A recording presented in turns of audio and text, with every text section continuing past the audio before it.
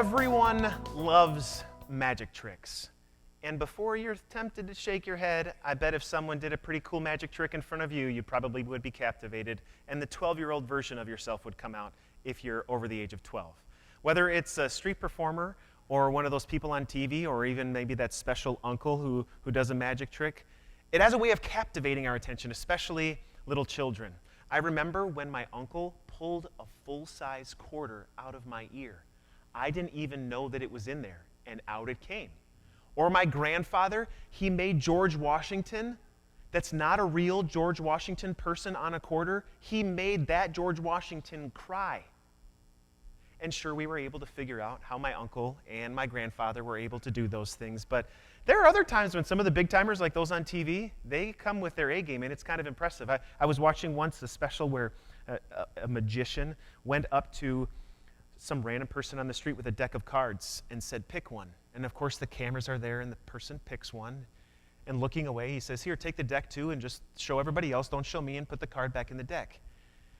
Then he hands it back to the magician. The magician takes the whole deck of cards and whips it at the storefront window, and the only card that is sticking on the window was the card that the person picked.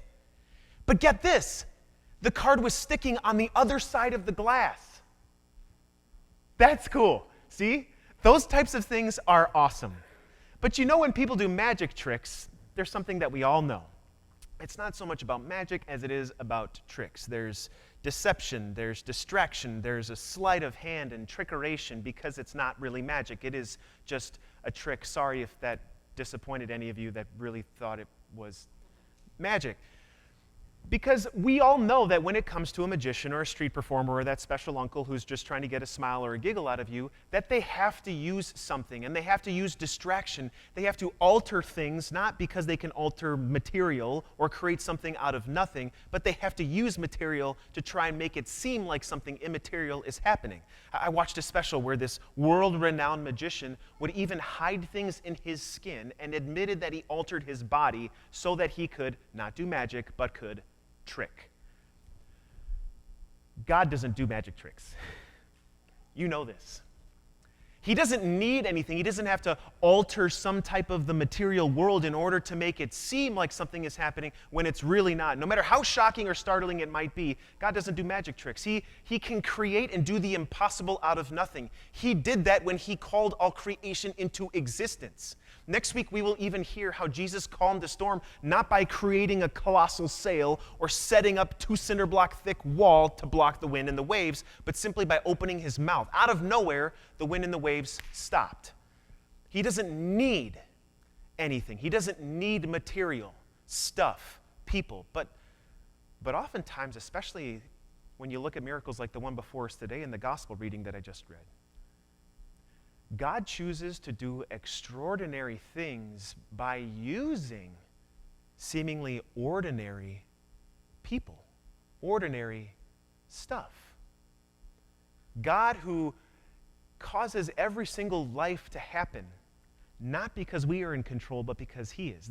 God who causes the very next flower to bloom. God who causes the sun to set and then rise the next day. Doesn't need anything.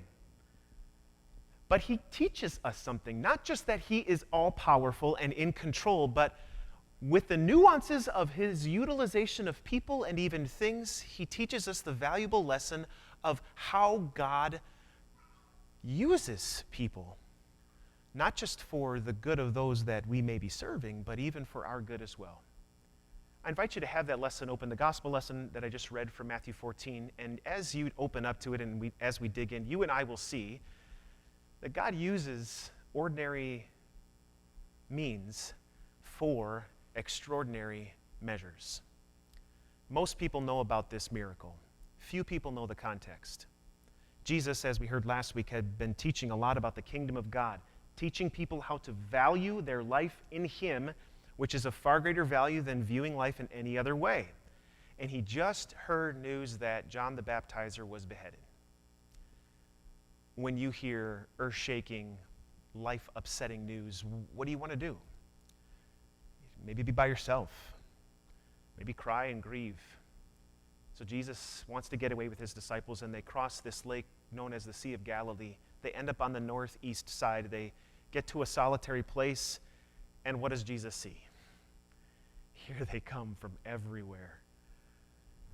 So what does he say? Hurry, guys, divert them real quick, and then I'm going to ditch. Or how about you guys create a distraction, or we all just run away real quick? Or, I just want to be alone. No, he doesn't say any of those things. Instead, what does it say? He had compassion on them and healed them. Why?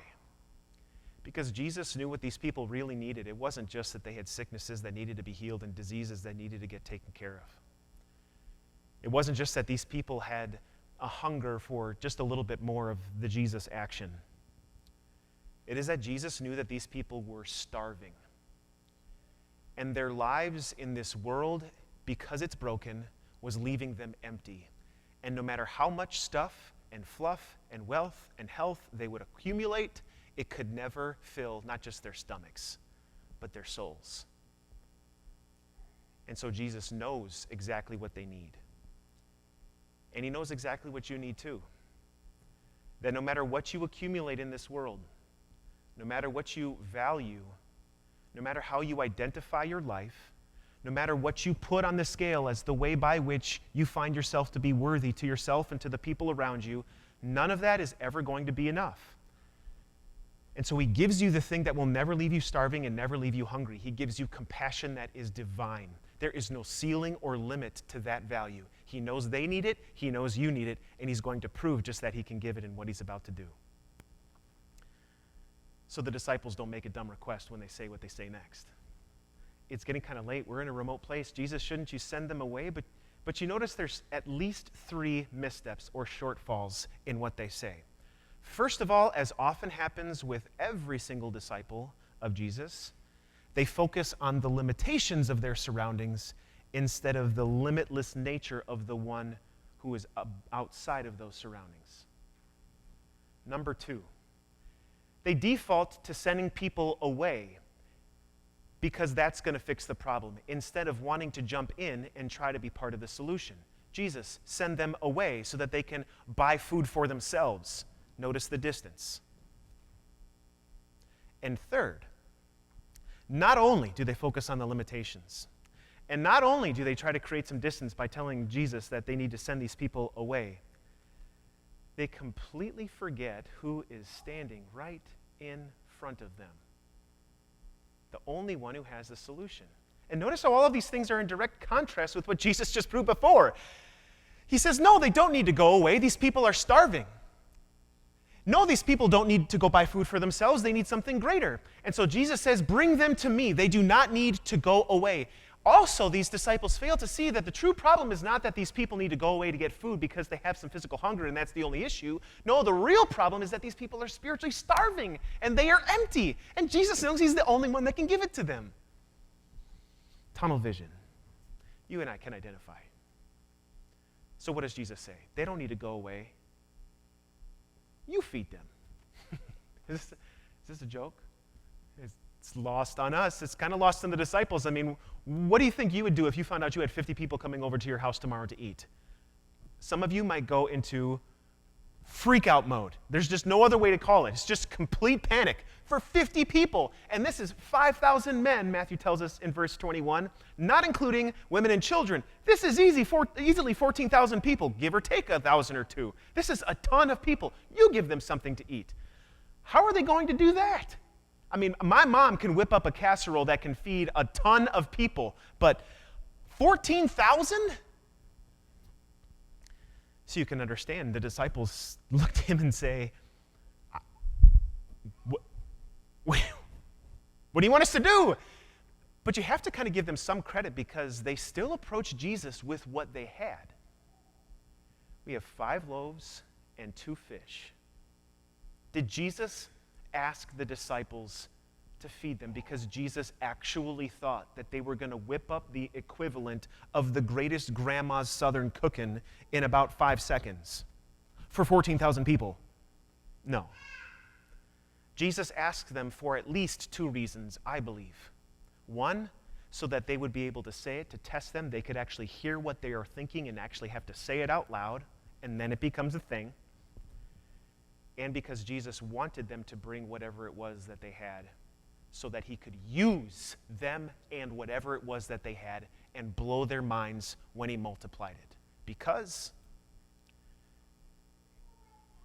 God can choose to do something out of nothing, but oftentimes he uses extraordinary means to carry out extraordinary measures. So he says, bring them to me.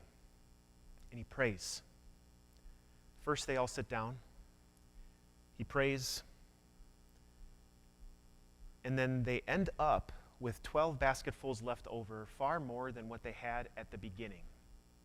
Because God can make things come out of nowhere.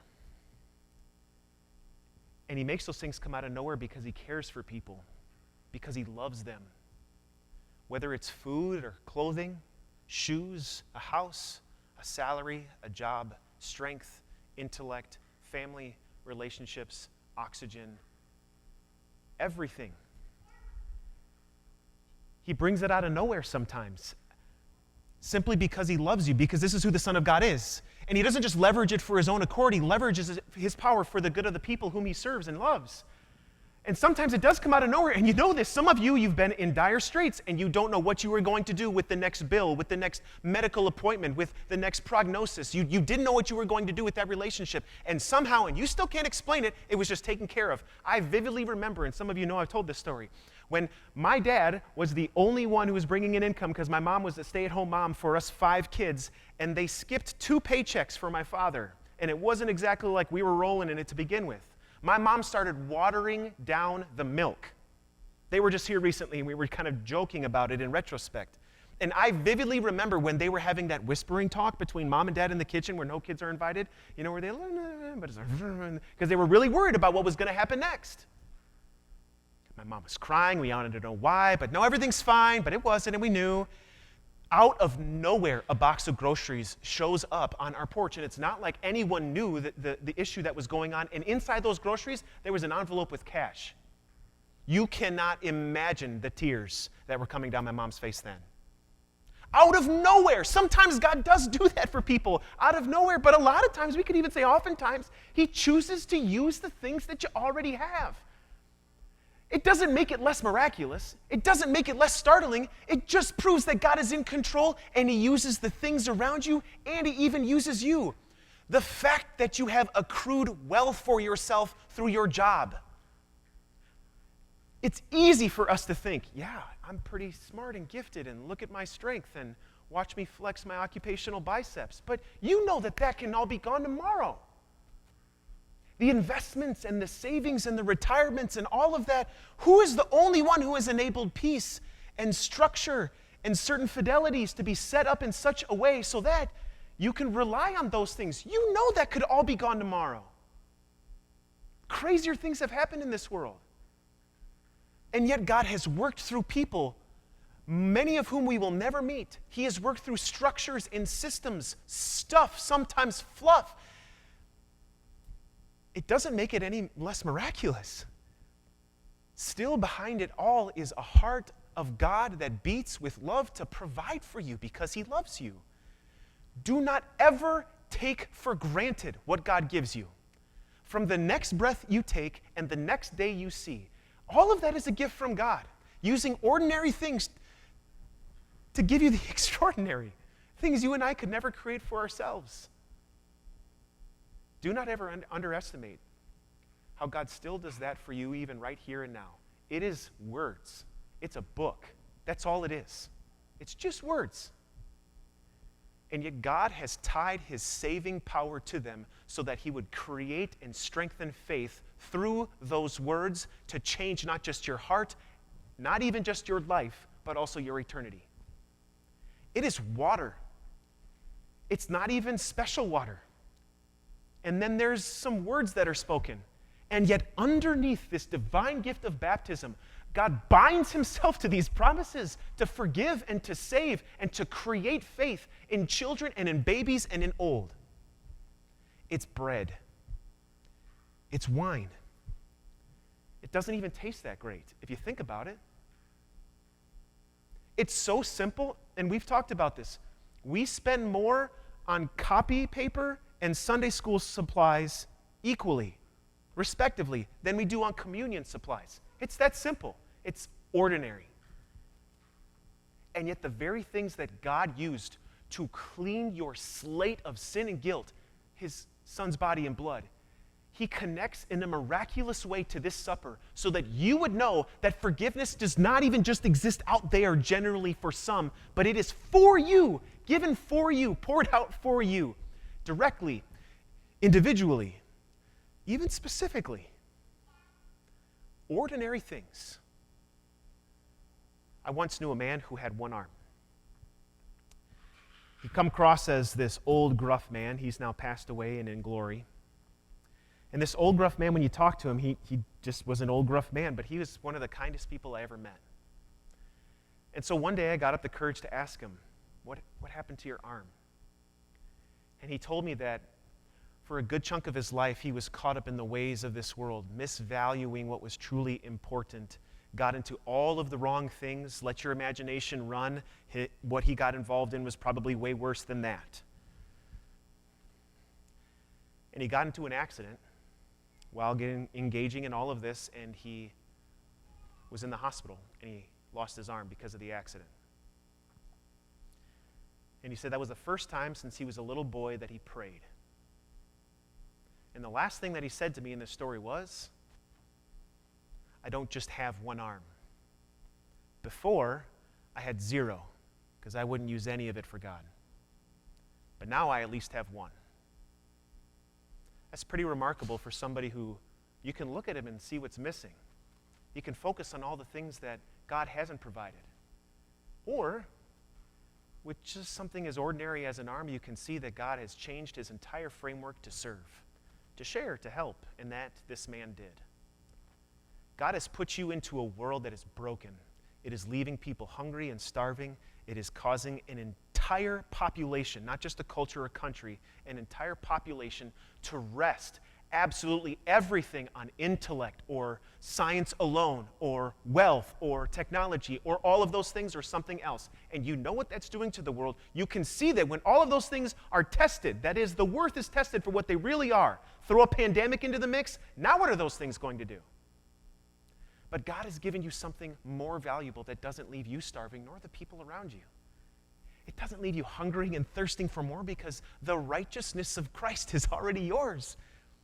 And with simple, seemingly ordinary words, your kindness and the connections you make, the way that you serve people with a smile because the light and life of Christ imbues through you, you have exactly what this world needs. You might not think it's a miracle, but I'll tell you what, it sure is not a magic trick. It is God who carries out his miraculous wonders to provide for you and many more through ordinary means. And when you look at your entire life that way, God promises to give you more than just 12 basketfuls left over, but to give you a life in view of eternity as the God who gives you everything you need now, the people around you everything that they need now, and also forever. May God grant us such perspective. Amen.